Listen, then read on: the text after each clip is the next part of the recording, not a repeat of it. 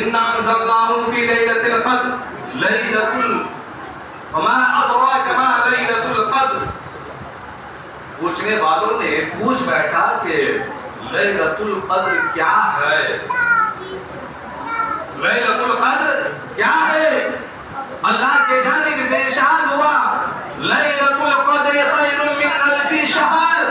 لیلۃ القدر وہ رات ہے جو 1000 مہینوں سے بہتر ہے. سبحان اللہ سبحان لیلۃ القدر خیر من الف شہر. لیلۃ القدر کی راتیں وہ رات ہے جو 1000 مہینوں سے بہتر ہے. اب ذرا یہاں رک کر کے سوچے کہ 1000 مہینوں سے جو رات بہتر ہوگی اس رات کی عظمتیں کتنی بڑی ہوگی, وہ رات کتنی بہتر ہوگی جو 1000 مہینوں سے بہتر ایک رات ہے. اب سوچ لیجئے, ذہن پہ زور دیجئے تو پتا چلے گا کہ ہم 1000 مہینہ تو زندہ بھی نہیں رہ پاتے ہیں. 1000 سال 1000 مہینے ہم زندہ بھی نہیں رہ پاتے ہیں. اور ایک رات اگر ہم گزار لیتے ہیں, رب کو یاد کر لیتے ہیں, تو 1000 مہینوں سے بہتر والی رات کو ہم پا کر کے اپنی زندگی کو بھی بہتر بنا سکتے ہیں. بات یہی پہ نہیں رکتی اور آگے پڑھیے. لیلۃ القدر خیر من الف شہر تنزل الملائکۃ والروح فیہا بإذن ربہم من کل امر. لیلۃ القدر کی وہ رات ہے جس میں فرشتوں کا نزول ہوتا ہے اور ہمارے آباؤں و اجداد کی روحیں ہمارے گھروں پر. فرشتوں کا نزول ہوتا ہے, فرشتے اس رات نازل ہوتے ہیں. آپ نے صرف سوے بارات ہی کو حقیقت جانا ہے, شعبان کی 15ویں شب کو ہی جانا ہے کہ آسمان سے فرشتوں کا نزول ہوتا ہے. تنزل الملائکۃ والروح, روحیں بھی آتی ہیں, فرشتے بھی آتے ہیں اس رات میں.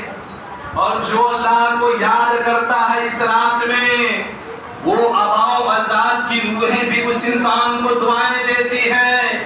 ملائکہ فرشتے جو آسمان سے نزول ہوتے ہیں وہ بھی اس انسان کو اپنے رب کے رحمت کے سائے بہار میں ڈھانپ لیتے ہیں.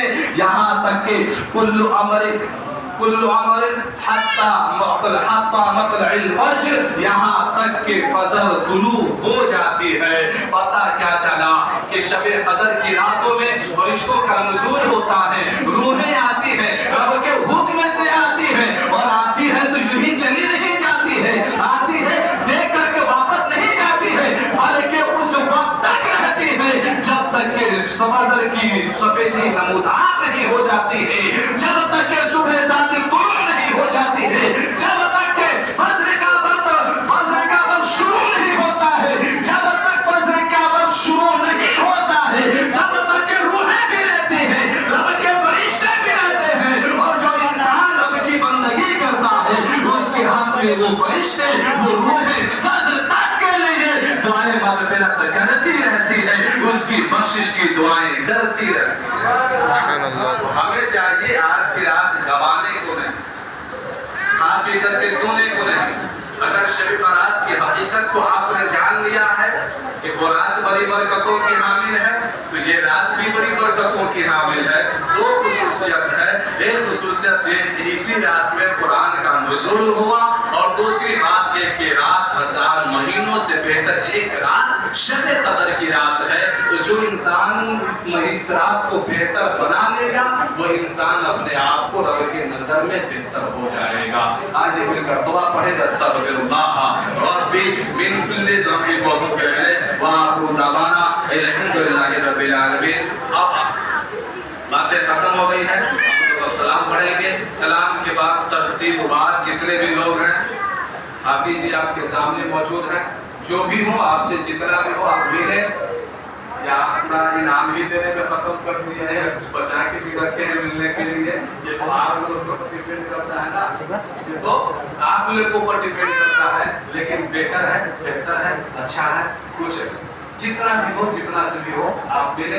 نہ ہی ہے تو بھی کوئی بات نہیں ہے. آپ یہ مت سوچیں گے کہ حضرت طور کی ہے تو دینا ہی پڑے گا. آپ اپنی حالت دیکھ لیں پہلے. آج یہ کھڑے ہو جائیں, صلاۃ و سلام پڑھیں, صلاۃ و سلام